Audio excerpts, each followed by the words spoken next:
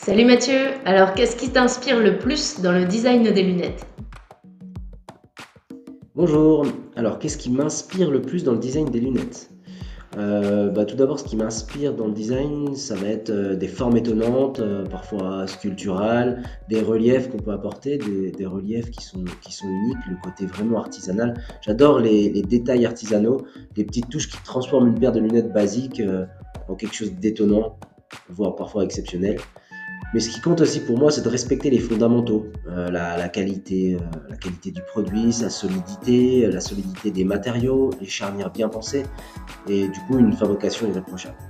En fait, c'est l'équilibre entre la créativité et l'excellence technique qui pour moi rend une lunette vraiment spéciale et qui fait que elle m'inspire.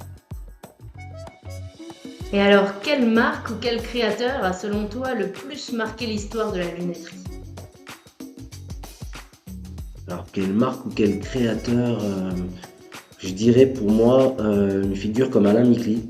Pour moi, il a vraiment révolutionné l'histoire de la lunetterie, notamment dans les années 80, où il a su transformer l'image de la lunette qui était perçue peut-être à l'époque comme une prothèse optique, et on est passé vraiment sur un véritable accessoire de mode. Je pense que grâce à des créateurs comme lui, les lunettes sont devenues plutôt un moyen d'expression. On est passé aussi du métal à l'acétate dans ces périodes. Et ça, pour moi, ça a été un tournant assez majeur, car ça a permis d'introduire pas mal de couleurs, de l'éclat et parfois une grande liberté créative. Euh, Ça a permis de rendre encore plus la lunette alors comme un accessoire de mode, plus originale, plus audacieuse. Donc voilà, je pense que pour moi, Alain Micli est une vraie figure de la lunetterie française.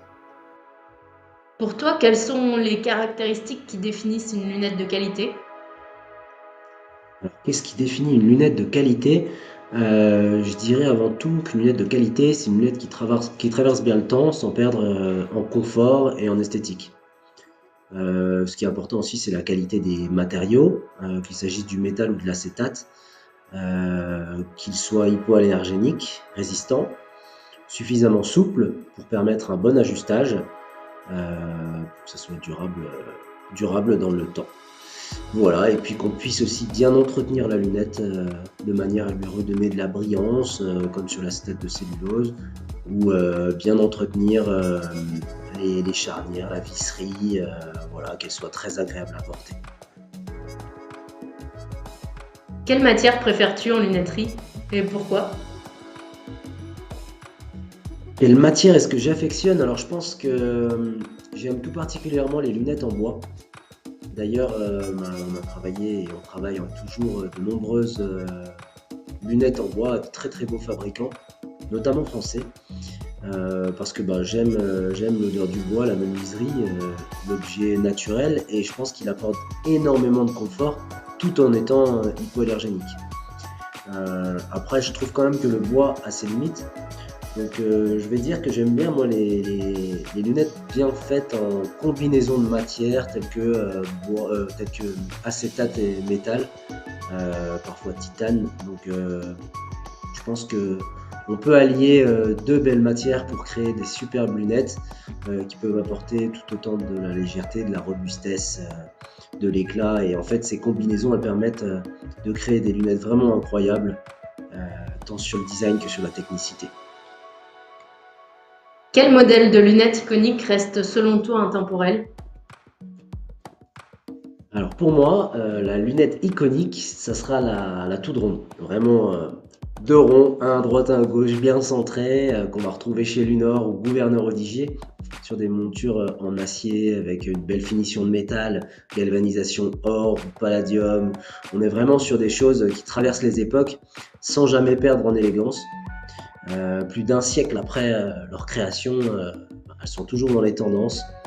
Et du coup, on est sur un équilibre entre la traditionnelle et puis la modernité, parce que actuellement, porter une petite lunette bien centrée ronde en métal, c'est aussi un gage de modernité. Donc, c'est très intéressant et à mon idée iconique et intemporel.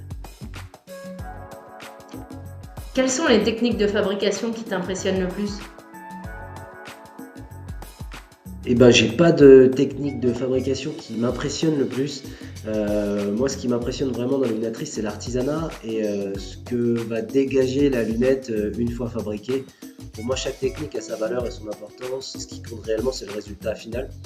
Donc, c'est une lunette parfaitement réalisée, des finitions impeccables et une histoire derrière cette création, en fait, parce que chaque lunette, en réalité, c'est une créature, comme diraient nos amis de chez Cuberome. Et c'est vrai que c'est ce travail minutieux, ce polissage, parfois la petite patte de l'artiste qui va faire que la lunette, elle se démarquera complètement d'une autre. C'est ça, moi, qui m'impressionne dans la fabrication de la lunetterie. Selon toi, quels sont les principaux enjeux actuels de la lunetterie? Alors, il faut que je me répète la question.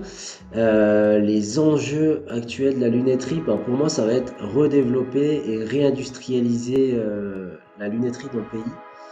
Donc, pour préserver et valoriser les compétences françaises, parce que je pense qu'on a beaucoup de savoir-faire et de compétences et elles ne doivent pas se perdre. Ça passe par un soutien à la fabrication locale, à l'artisanat, et faire prendre conscience qu'il est très important de consommer en circuit le plus court possible. Voilà, pour moi, ça fait partie bah, de, du patrimoine, donc il faut le préserver, le patrimoine français de la lunetterie. Alors, quel rôle joue l'innovation dans le secteur de la lunetterie aujourd'hui?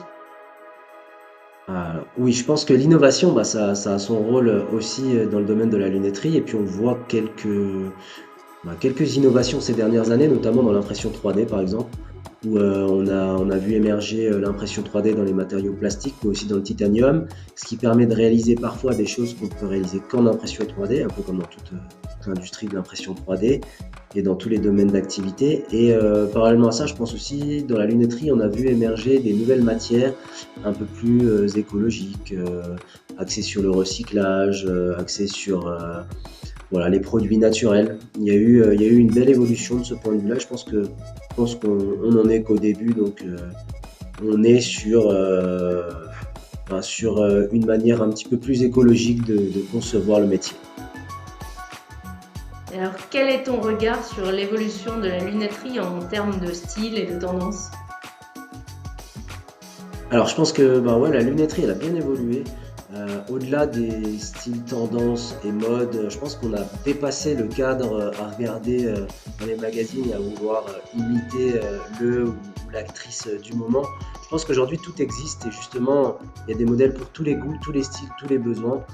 Donc c'est vraiment fascinant de voir à quel point on peut choisir le produit le plus adapté à la personnalité de chacun.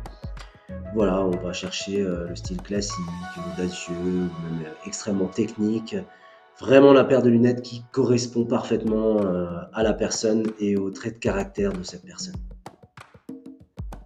Si tu devais inventer ou réinventer une paire de lunettes, à quoi ressemblerait-elle? Si je devais inventer une paire de lunettes, alors ça j'adore, parce que ça part un peu au quart de tour dans ma tête et j'aimerais vraiment aller encore plus loin, même si on a déjà notre propre marque qui est assez classique avec la belle lunette française. Mais partir et explorer, découvrir et puis surtout inventer des nouvelles choses, ça m'inspire. Donc j'adore la minutie, la précision qu'on retrouve dans l'horlogerie ou la bijouterie. Et à mes yeux, bah, dans l'optique, on a un véritable bijou de technologie avec les Matsuda, fabrication japonaise en titane, un savoir-faire exceptionnel. Donc j'adore cette partie de la lunetterie. J'adore aussi l'univers coloré de Théo, la grande création des Belges, qui savent se réinventer à chaque année et chaque saison. Et je pense que le petit mélange des deux, combiner une belle lunette et un savoir-faire japonais avec autant de, autant d'idées de dessins et des lunettes créatives, joyeuses, comme chez Théo ou par exemple l'année Valentin, là on va être vraiment dans quelque chose d'étonnant et d'innovant. C'est quelque chose qui pourrait m'inspirer beaucoup. Si vous souhaitez renouveler vos lunettes ou faire un contrôle de votre vue, vous pouvez prendre rendez-vous directement chez votre opticien MCO à Metz. A bientôt chez MCO.